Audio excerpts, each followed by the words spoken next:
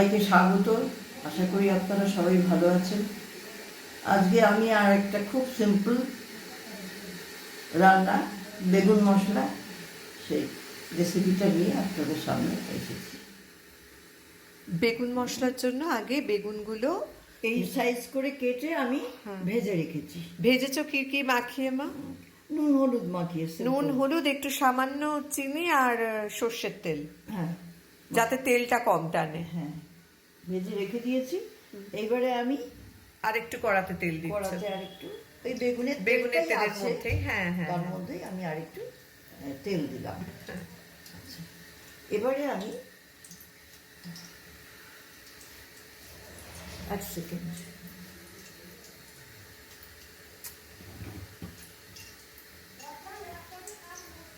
তেলটা গরম হোক।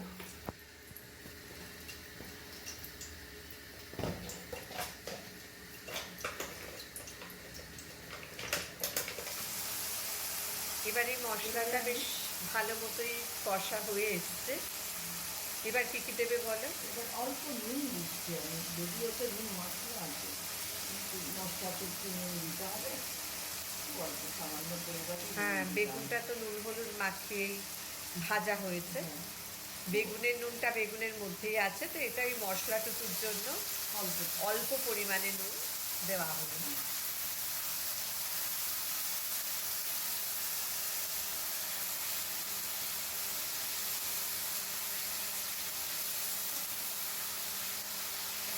হয়ে গেলে আমি টমেটোগুলো দিয়ে ফুটে দেবে নামিয়ে দেবো।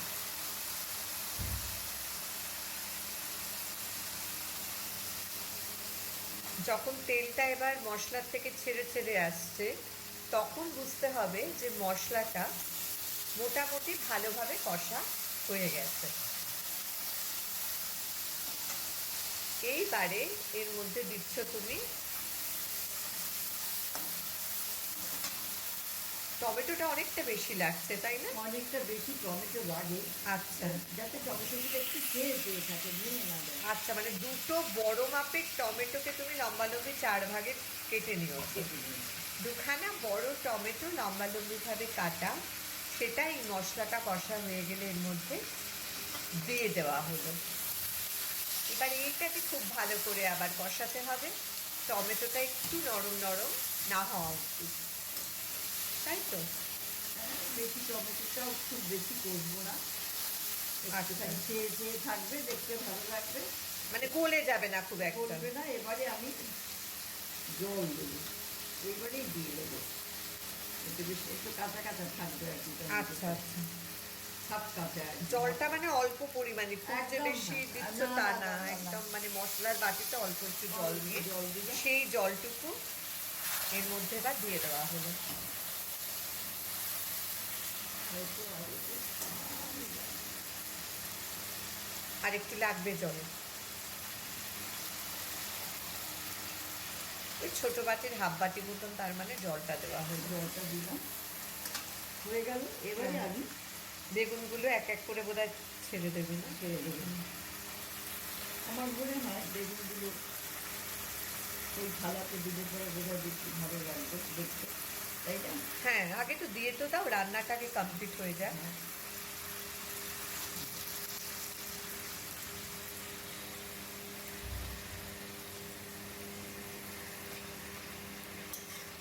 আমি একটু মাখিয়ে নিয়ে একটা করে করে বেগুন তুলি, তার উপর দিয়ে আমি ও, মানে সব কটা বেগুন দেওয়া হলো না যে?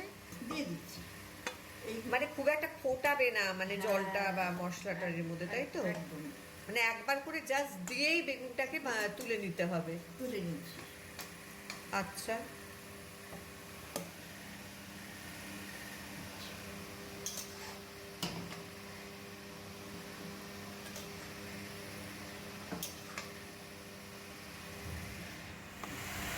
এবার বাকি বেগুন যেগুলো ভাজা ছিল সেইগুলো এবার দিয়ে দেওয়া হলো। ওই একবার একবার করে ডুবিয়ে নিয়ে বেগুনগুলোকে এবার তুলে নিতে হবে। তারপরে মাখিয়ে দিচ্ছি, উল্টে পাল্টে দিচ্ছি। হ্যাঁ,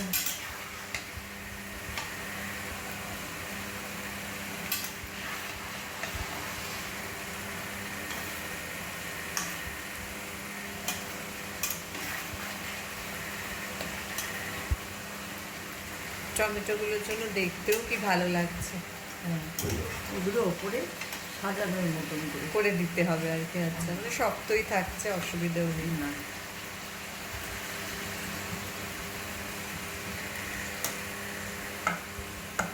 আচ্ছা মা, এই এই যে রান্নাগুলো, এগুলো তুমি কোথা থেকে শিখেছো? এগুলো নিজে নিজেই মানে করেছি। নিজের আইডিয়া থেকেই না? আইডিয়া থেকে সব করেছি, সব রান্না তো। বেগুনের অনেক রকম বেগুন তোমরা খুব খেতেও ভালোবাসো। হ্যাঁ। আমি তো অ্যালার্জির কারণে খেতে পারি না, এবং ছোট থেকে খুব একটা পছন্দও করতাম না বেগুন। হ্যাঁ। কিন্তু দেখি তোমরা বেগুনের বাবা কত রকমের আইটেম সব করো। হ্যাঁ। এই যে সাজিয়ে গুজিয়ে এবার বেগুনগুলোকে তুলে নেওয়া হচ্ছে।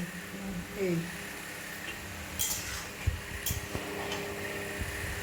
এবার টমেটোগুলো গোটা গোটাই রয়েছে, খুব একটা মা গলিয়ে ফেলেননি, যাতে ওপরে একটু সাজিয়ে সাজিয়ে দেওয়া যায়, আর টমেটোগুলো আধ সেদ্ধ অবস্থায় যেন থাকে।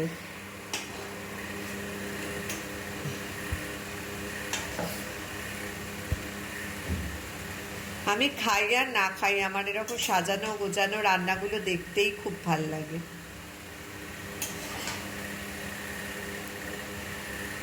বেশ লাল লাল সবুজ সবুজ কত কিছু দিয়ে সাজানো হয়। শীতকালে এটাই একটা খুব সুবিধে, টমেটো, ধনেপাতা, কড়াইশুঁটি, মানে অনেক রকমের সবজি তো, আর এগুলো সাজিয়ে গুজিয়ে বেশ করাও যায় মনের মতো করে। যদিও এখন সারা বছর সব কিছুই পাওয়া যায়, তাহলেও একটা শীতকালীন সবজি, শীতকালের টেস্ট আলাদাই হবে। তাহলে আমি রেসিপিটা একবার প্রথম থেকে বলতে থাকি।